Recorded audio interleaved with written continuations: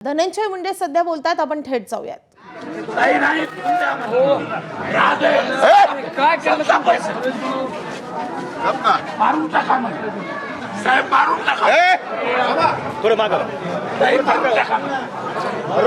यशस्वी निवासस्थानी धनंजय मुंडे आणि पंकजा मुंडे एकत्र येऊन त्यांनी विजयी उमेदवारांना शुभेच्छा दिल्यात. साहेब, विजयी उमेदवारांना शुभेच्छा दिल्यात, काय भावना आहेत? सर्वच्या सर्व उमेदवाराला आणखीन आम्ही शुभेच्छा देऊ शकलो नाहीत. एक उमेदवार आले, त्यांना आम्ही शुभेच्छा दिल्या आणि सर्वच अतिशय चांगल्या मतानं विजयी झाले.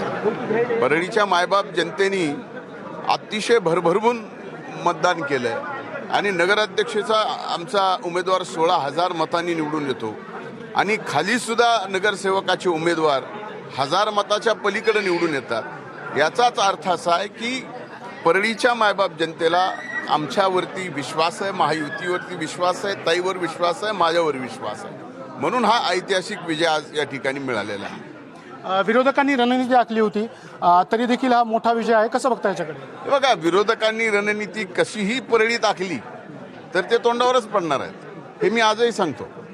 इथं 5 दिवस खासदार घेऊन बसले होते, आणखीन कोण कोण आले होते, फरक काहीच पडला नाही. फरक त्याच्यात काही पडला नाही, उलट आमची मतं वाढली. ताई, विजय शुभेच्छा दिल्या सगळ्या उमेदवारांना. सोबत आहे तुम्ही दोघं जण. मी परळीमध्ये आम्ही महायुती केलेली आहे आणि आम्हाला विजय मिळालेला आहे. तर आम्ही सर्व महायुतीचे पक्ष इथे मिळून सेलिब्रेट करत आहोत. साहजिक आहे, आम्ही दोघे प्रमुख नेते आहोत, आम्ही पण त्या सेलिब्रेशनमध्ये सहभागी झालो.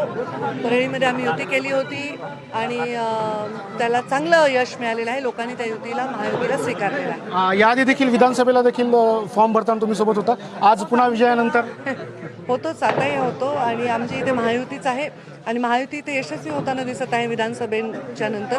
तर मला वाटतं परळीच्या विकासामध्ये कुठलाही अडथळा येऊ नये यासाठी सर्वांनी एक सकारात्मक भूमिका इथे घेतलेली आहे. विरोधकांनी आरोप केले होते आणि त्याच्यानंतर हा मोठा विजय त्या ठिकाणी झालेला आहे.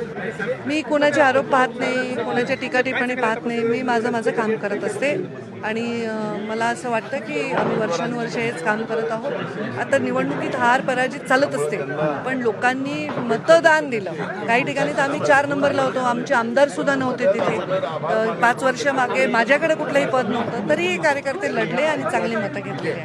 गेवराई आणि अंबाजोगाईमध्ये देखील मोठा विजय झालेला, कसं बघता? गेवराई आणि अंबाजोगाईमध्ये मोठा विजय झाला आहे. परळीमध्ये आम्ही एकत्र असल्यामुळे विजय झालेला आहे. तर चांगला विजय आहे. नक्कीच आपण जर बघितलं तर या ठिकाणी दोन्ही बहीण भावांनी शुभेच्छा सर्व विजय उमेदवारांना दिल्या आहेत आणि या ठिकाणी विजयाचा उत्सव यशस्वी बंगल्यावर.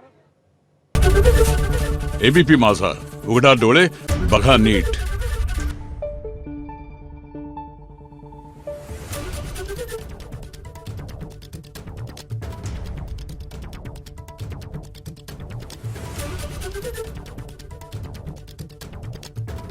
Thank you.